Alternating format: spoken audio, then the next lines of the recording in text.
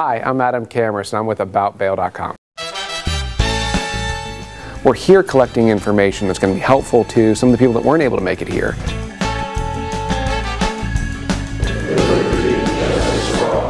Attending association meetings like PBUS. The larger association is only as strong as its membership. I think you always learn a lot from your peers. It's just good to be around the industry peers and see what's going on from new products and services and from a legislative standpoint. We are with some of the most innovative, entrepreneurial, powerhouse people there is in this world.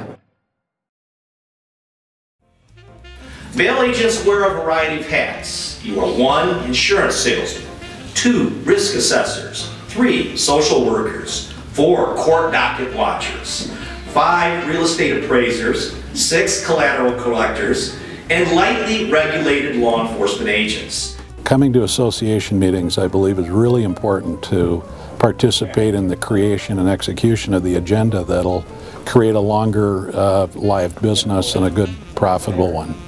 It is a great time for networking and for education. In rooms like this, you're able to find out what's new in technology, what's new as far as marketing. It's a good way to keep up on what's changing in the industry. The bail industry has a new product called the post-conviction bond.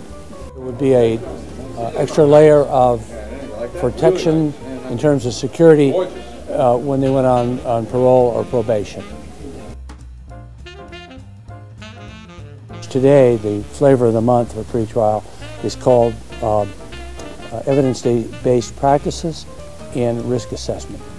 Any industry does a risk assessment. Bail agents do risk assessment. They're experts at it. The risk assessment I'm talking about calculates the probability of a loss and how often it might occur. To take this methodology and transfer it over to something like dealing with criminals is chancy at best, because when you're dealing with criminals, I mean, what kind of estimate do you have on how they're going to act?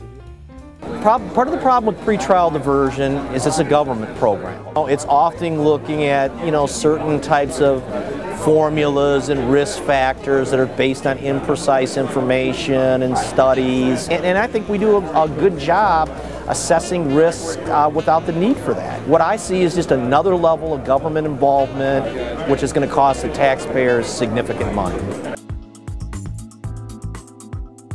A piece of legislation had been entered that was going to literally close down every bail bond company in the state of Colorado.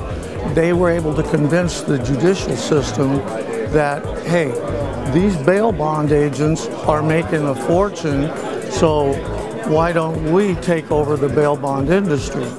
Everybody, every bondsman in the United States needs to realize that this is happening.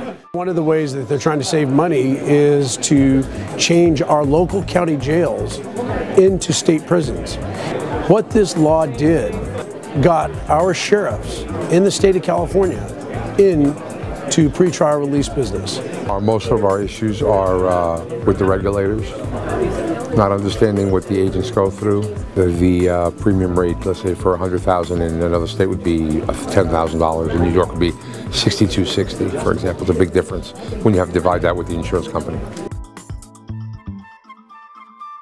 If you're a professional in this industry, you should be a member of one of the bail associations, and on a national level, you should be a member of PBUS. The reason the bail industry is so ineffective is because we can't get more people involved. Be involved, stay involved. It's going to take all of us getting together, get involved with the association, and stop the negative attacks on each other. Bail bond agents either get their act together or there's not going to be bail. Period.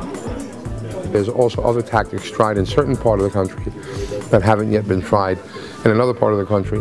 If it happens in Illinois, then it happens in Florida, and it happens in Nebraska, it happens in, this state. And we're best to share that information, but in the National Association.